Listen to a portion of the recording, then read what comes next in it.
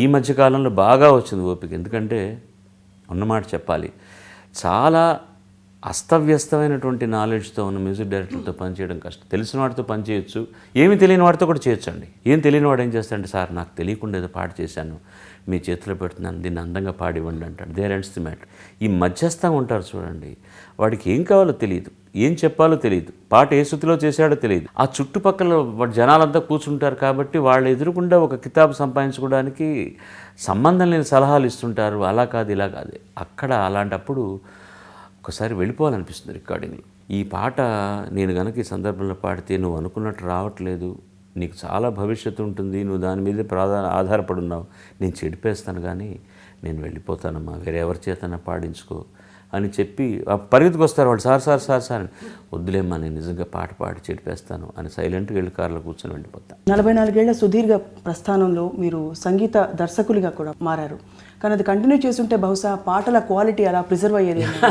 పాటల క్వాలిటీ నేను చేసినందువల్లే ప్రిజర్వ్ అయ్యేది కాదు. నేను మంచి పాటలు చేశాను, no second thought about it. నేను ఒక 45-50 సినిమాలకు మ్యూజిక్ చేశాను, అన్ని భాషలు కలిసి. నాకు స్వేచ్ఛ ఇస్తే నేను డెఫినెట్గా చేస్తాను, మంచి మ్యూజిక్ ఇస్తాను. హిట్ అవుతుందో కాదనేది ఎవరికి తెలియదు ఏ పాట గురించి కూడా. బట్ నేను ఒక ఉదాత్తమైన సంగీతాన్ని ఇవ్వగలను మాత్రం 100% చెప్తాను. డబ్బు చూశారు, కీర్తి చూశారు, ప్రతిష్ఠ చూశారు, అన్నీ చూశాక ఇప్పుడు మీరు ఇంకా ఏదో ఒక పవర్ ప్రతి వారిని వెంబడిస్తుంది అంటూ ఉంటారు. కానీ మీకు ప్రస్తుతం మరొక ఆలోచన కానీ, మీ పందా మార్చాలని కానీ, రాజకీయాల్లోకి రావాలన్న ఆలోచన కానీ ఎప్పుడు రాలేదా ఏనాడు కూడా? ఏనాడు లేదండి.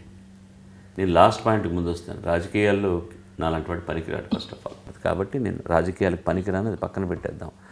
నాకు వేరే ఏమీ లేదండి ఆశయాలు. ఎందుకంటే ఇంతవరకు కూడా నేను ప్లాన్డ్గా ఏదీ చేయలేదు.